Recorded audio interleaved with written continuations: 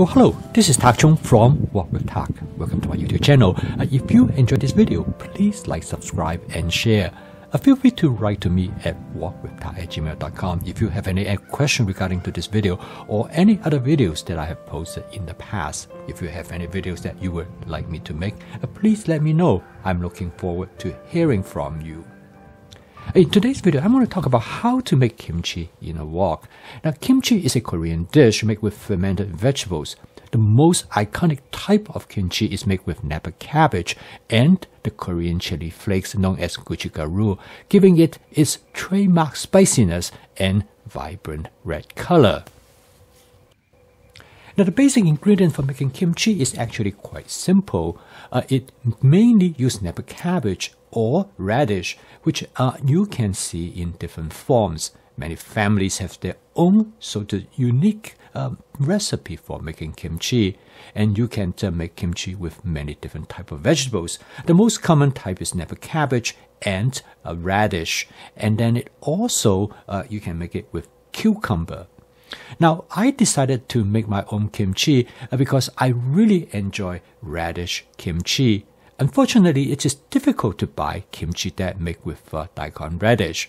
So I decided I'm going to make it myself, and of course it's just much cheaper. I'm going to actually use about 20 pounds of daikon radish. Now, daikon radish is quite inexpensive. I purchased this daikon radish from an Asian grocery store, and it costs about 90 cents a pound. This is a very economic way to approach in making daikon radish, partly because I can do all the work myself, and on top of that, I can adjust the flavor exactly how I like it. As I mentioned, there are many different ways to make kimchi, and in the case for making this daikon radish, I'm going to cut it into small cubes. Now, different people like to cut it into different sizes. For me, the small sizes is much easier to eat, and I find that actually more pleasant, give a better culinary experience. The human body harbors a community of microorganisms, collectively known as microbiome. Now, these microorganisms play a very important role.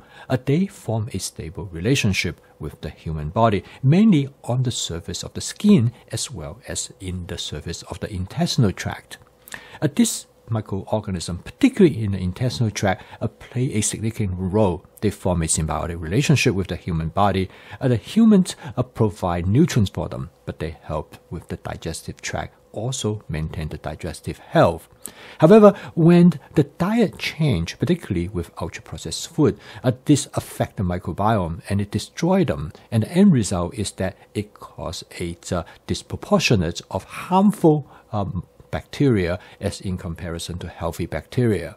So eating a lot of food high in fiber is important because this plays a significant role in maintaining the health of the microbiome and hence the health of the human digestive tract. Now, kimchi plays an important role because kimchi is a fermented food product.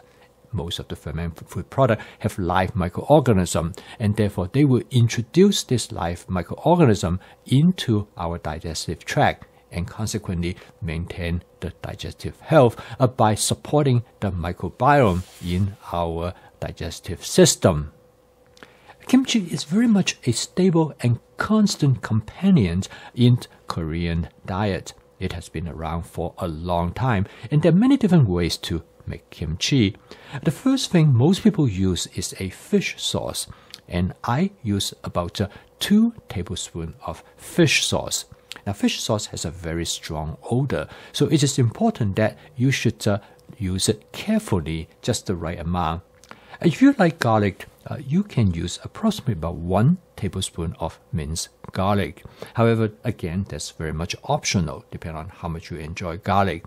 I use about 2 tablespoons of soy sauce to provide saltiness to the kimchi. You can use salt instead. I then use about 1 tablespoon of oyster sauce. This will enhance the savoriness of the kimchi. Again, this is just my own personal preference. Other people probably will use a different approach. And then I also going to add about 2 tablespoons of Shaoxing cooking wine. The cooking wine will greatly enhance the flavor complexity of this kimchi. For this amount of kimchi, I use about 1/3 cup of a fine Korean pepper flake known as gochujang. This turned out to be the essential component that make kimchi what is kimchi. And this is also known as a Biden red pepper flake. You can purchase it from many different places. I purchased this from Amazon. A 2-pound bag costs about $20. And you can actually make quite a few batches of kimchi with this amount. Now, the gochujang plays a very significant role that it gives the spiciness of the kimchi. Now, you can adjust how spicy you want by varying the amount of this Korean chili pepper flake that you add to it. Now, I make this kimchi in my 14-inch Cuisinart stainless steel wok because the wok is perfect for that purpose. The wok turned out to be perfect for mixing all the ingredients in the wok because of its large size and also because its bowl shape make it very easy to mix all the radish with the different seasoning agents that I add to the wok. It takes about maybe 5 to 10 minutes to mix everything, and I find that the best way to mix it is to use my hand. So I wear a pair of disposable kitchen gloves. And this will allow me to coat the radish with the ingredients thoroughly and completely. And it takes only about 5 minutes to mix everything together. I can imagine if I try to mix with some sort of a stirring device, it probably will not work as well. Now, in this particular batch, I actually end up making 3 batches of kimchi because the wok, even though it is large, still it is unable to completely and thoroughly allow me to mix all of them in the wok all at one time because I have just too much of them.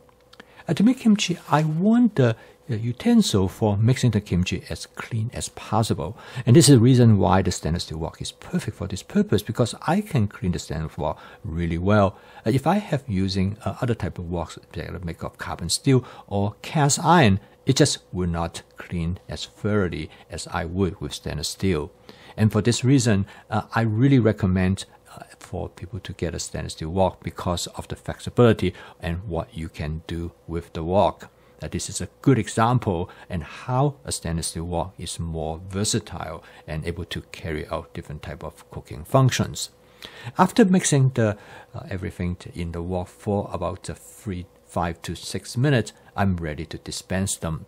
I have this jar which I actually got from when I purchased peanut, and I clean the jar so that I can use it to store the kimchi. It turned out to be a perfect container for this purpose because the jar has a very large opening. It's make it easy to put the kimchi into the jar as well as to retrieve the kimchi. And for 19 pounds, I end up with 7 jars of kimchi. This is what the kimchi looked like when I first put into the jar. It is much lighter in color. After I store the kimchi in the jar, I let it stay in room temperature for about 2 to 3 days. This is the time when the fermentation takes place. In fact, you can hear the bubbling from the kimchi. And after you store the kimchi in the refrigerator for about 3 to 4 weeks, it will turn into this color. The kimchi will be a little bit softer than when it is start out, but still it has a very nice crunch. So you can compare the two kimchi. In the left on is the kimchi that has been stored in the refrigerator for about 3 weeks, and on the right is the kimchi which I just prepared. This demonstration is an illustration of the fermentation of the kimchi during the storage process, and the great flavor will only come from after the fermentation. And making kimchi in the wok is very simple and straightforward, and I have a lot of fun doing it. If you like kimchi, you can give it a try. Okay, I post a video each day to help you to make home cooking as part of your daily routine using my fast cooking system. If you'd like to learn more about how this cooking system will help you to make your home cooking practical, efficient, creative, and fun, you can subscribe to this YouTube channel. So keep on cooking. I will see you tomorrow.